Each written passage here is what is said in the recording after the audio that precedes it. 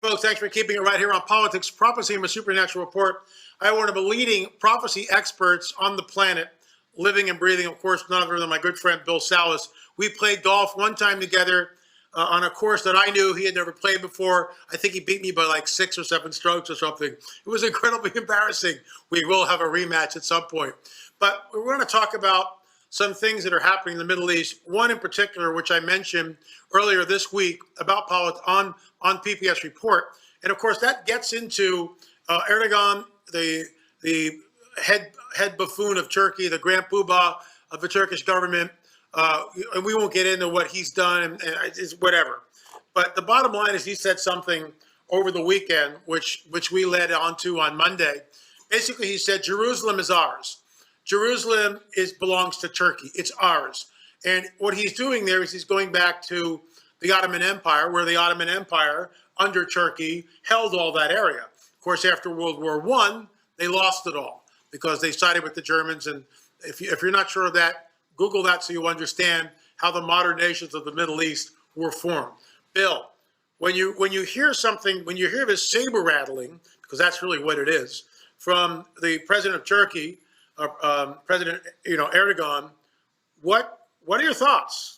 In light of biblical prophecy. Well, you hit the nail on the head. I mean, they were the caliphate for 400 years, from 1517 to 1917, and throughout time, even prior to their reigning over the Middle East, Jerusalem became the third holiest city of Islam, behind Mecca and Medina, although it's not listed one time in the Quran. But so it's the holy city. Now, we've got prophecies dealing with Jerusalem. We can get into that probably in a moment or two. But in light of the things going on where Trump has acknowledged Jerusalem as the capital of Israel and moved our embassy there back in 2018, this issue is not, we haven't seen all the consequences and all the dust settle from this yet. Now, kind of out of the blue, Erdogan's saying, no, this is our place. Well, he's trying to revive his lead role as the caliphate, the Shiite caliphate of the Ottoman Empire, especially with the threats of Iran going on with he's a Sunni, Erdogan's right, Sunni. Iran's right. threat, they want to do a Shiite caliphate. And they've got their tentacles and their hegemony spread out through Hezbollah in Beirut, Damascus with Assad in Syria, Hamas over in ancient Philistia in the Gaza area, etc. And in Iraq now they got militias, and they get the Houthis down in Yemen, etc.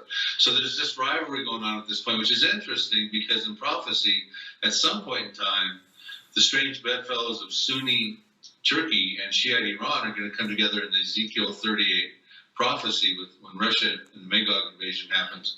We're getting a little bit ahead of ourselves, but right now they've still got rocky relationships, but the relationships are actually starting to merge and melt more together because the common enemy is Israel. Sure. Right? So at some point they'll come together, but right now he's sort of a loose cannon over there, and it's becoming problematic. Matter of fact, America is talking about moving some missiles over to the Persian Gulf area, the UAE, and those areas out of Turkey, or that sort of thing. So, Turkey needs to be watched. They're a very powerful army in the Middle East. Very much so. And they actually have an air force, which, Hamas doesn't have an air force. Hezbollah doesn't have an air force. But what's interesting here is Turkey and Iran have air forces, as well as the Egyptians. So if all three of them somehow coalesce, I think the Israeli Defense Forces, specifically the Israeli Air Force, would have a lot. A three-front war with planes coming at you from 3 different directions, that could be very intense. Of course, that we don't see that alliance. That's not what's happening now. But we do see, Erdogan basically stating that Jerusalem is theirs. And we also know there was a clip a number of years back when Morsi became president of Egypt. Of course, he was ousted because people said, we don't want this. We're not interested in Sharia. So isn't that interesting? But Morsi was elected. And I remember the very fiery imam standing up there yelling at the top of his lungs, Al-Quds, to Jerusalem we go, martyrs in the millions. And you had the cameras pan back from the fiery imam yelling it to this massive crowd, all in unison, to Jerusalem we go, martyrs in the millions, and saying, of course, Al-Quds, which is their word for Jerusalem. So the bottom line is this, and this is what I want to ask you, that, Trump has made peace with the United or brokered the peace, and he's got 3 different people now saying he should get the Nobel Peace Prize, and frankly, he should. He's done what no other president has done basically in decades. But we know that right underneath the surface, at least with the populace, as we see when they were trying to elect Morsi, is this overwhelming hatred for Israel. So we know that that's prophetic, but what I want you to address here are the supernatural implications of that hatred. Right. Well, that goes back to the whole thing where Satan wants to, one, prove God's a promise breaker, and he will do that by trying to commit genocide of the Jews, because God made promises to the Jews, Abraham, that he would have descendants forever and they would have a land to dwell upon, so the chosen people in the promised land. If he can kill all the Jews, the supernatural aspect is part of satanic strategy, that he can prove that God's a promise breaker, and he can justify why he and his fallen angels left their proper habitation, that we find out in Jude. He's still arguing the case that we were justified in leaving our proper habitation. You know, we're not wrestling with flesh and blood, with principalities and powers in dark places. You know that in Ephesians. But Hebrews tells us that the angels, the good angels, are ministering spirits to those who inherit salvation.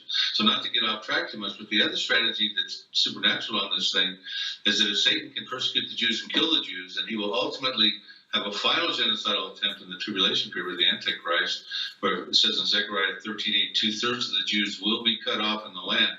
1/3, Zechariah 13:9, will survive. They become the faithful remnant of Israel. The point being, if he can kill all the Jews, his other strategy is there'll be no Jews to say, blessed is he who comes in the name of the Lord, which is a mandate that Jesus put forward in Matthew 23. He said, you will not see me again. This is a mandate for his second coming, until you, meaning the nation of Israel, says, blessed is he who comes in the name of the Lord. So therefore, Satan, by killing the Jews, knocks out two birds with one stone. He proves that God's a promise breaker, and two, he keeps the Savior stranded in heaven, because Jesus won't return until the Jews say, come back, blessed is he who comes in the name of the Lord. But I wanted to have one more thing. The situation with Jerusalem, okay?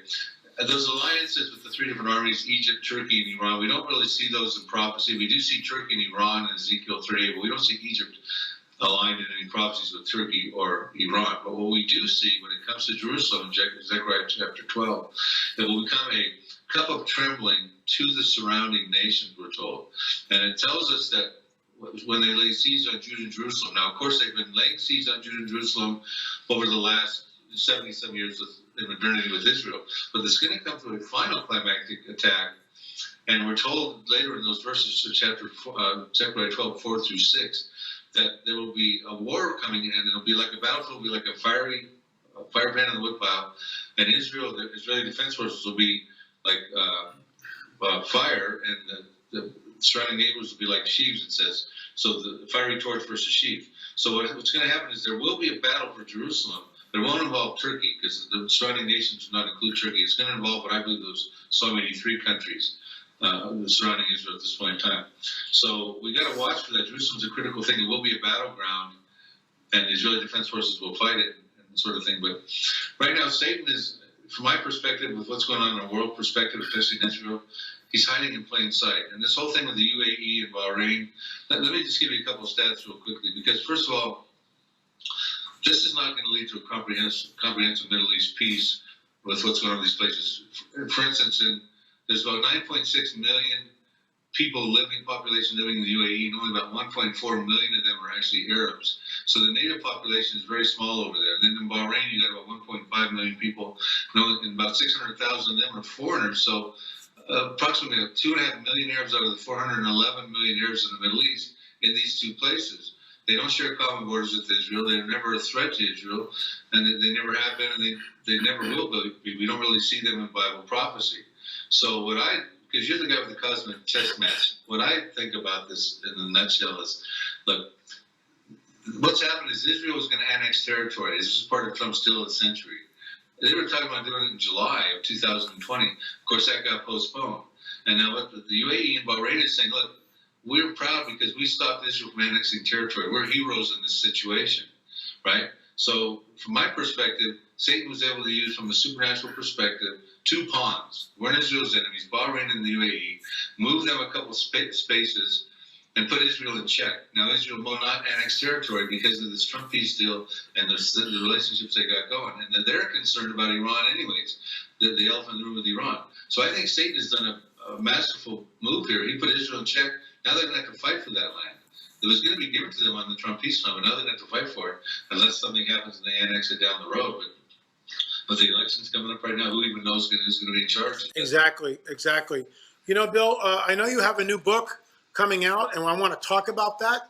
And we'll bring you back in for part 2, which will air on tomorrow's show. We'll be hearing about Bill Salus's new book, and this is The Final Prophecy. And we'll find it, I think you'll find it very interesting. I have not read it yet, but I've seen the bullet points, and it's very interesting. So, Bill, we'll bring you back tomorrow, and I just want to focus on your book and the whole, now prophecies, that whole deal, what led you to write this, and of course, where we are now and what you expect in the near future. Folks, that's all the time we have for our special guest tonight, Bill Salus, right here on Politics, Prophecy, and the Supernatural Report. We'll see you tomorrow for part 2 with our good friend, author, and incredible golfer, Bill Salus.